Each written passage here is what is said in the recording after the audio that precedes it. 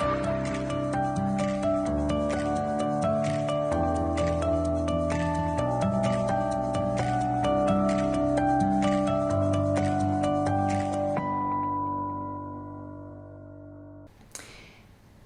when we think about supporting language development in the home, we can see that the home is a wonderful place to start to think about supporting language, because language is all about communication, and it's all about communicating in real life important scenarios where you have important messages to send.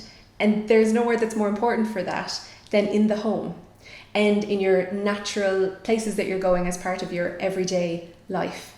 So actually there's lots of opportunity for supporting language learning within things that are typically happening in the home setting. One of the areas that we focus on specifically is thinking about how communication is all about interaction. So if we break it down to what is actually happening when we communicate, one person is sending a message to another person. So inherently we have this interactive element. The person sending the message, they need something to communicate about, so something that's important enough to them to want to send a message about, and a way to communicate about that. And then the other person needs to be able to understand that message. And who is in which role will vary depending on the item or what you are communicating about. But ultimately it is this idea of an interaction between people. So we think about those kinds of interactions, what kind of interactions happen in the home, and what opportunities you could build in for more of those kinds of interactions. Because what we know about language is that language grows and language develops through these interactive opportunities. So we would look at facilitating and increasing the amount of communication that can happen. And that would be the best place that can happen is in the home. So we think about, okay, how is the person communicating now? Because sometimes what we are actually really, really good at doing is knowing what the person wants before they've had to send any message. We can kind of predict. We know that, we know what their favourite food is.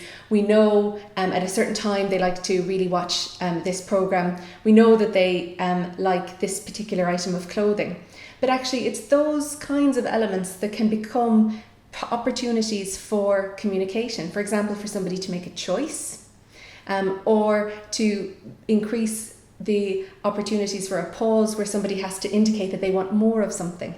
So for example, if you have a swing set, or you're on the swing with your child, and if we're thinking again about the early stages of communication, and in particular if you're in front of them, okay, and you might be swinging back and forth and you know that they really enjoy that, well, that's the kind of activity that you could start to bring some pauses into. So for example, holding the child in the swing that little bit longer and looking expectantly and waiting for them, indicating that they've got to do something, and then accepting whatever it is they do. So it might be that they look at you, that they move their arm, they move their leg, but they've done something, and then you say, oh, you want more? And off you go, and they get to swing more. But you're bringing in that idea of them having power, and they're realizing, I do something, and something I want happens. And then you start to see that the understanding of the meaning of communication and what it is starting to develop, which is about exerting power and influence on your environment. So it's kind of identifying things like that, maybe some routines that happen a lot in the home where you could introduce opportunities for your child to communicate. And that might start, as I say, with communicating by a movement or a gesture or a look, and then over time with you feeding in the appropriate word, for example, like more. We might see that the person tends to go to what is the easiest way to get the message and get the meaning across. So we can see development and change through those exchanges. So it's thinking about opportunities for interaction in the home, such as that. So thinking about kind of times that you are communicating together and what opportunities there are.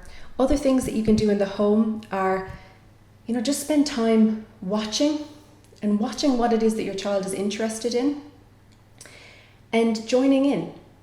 So seeing, okay, they're interested in this game and playing this game, getting down at their level and spending time doing that same activity with them. And that might provide an opportunity for you to feed in some language, some words, or some methods of communication like pointing or making a sound that suit and are appropriate to what they're actually interested in. Because then what you're doing is you're saying, okay, well actually my child is interested in this. This is where their focus is, and I'm going to provide them now with some additional information, some communicative, some language information about this particular task, whatever it is.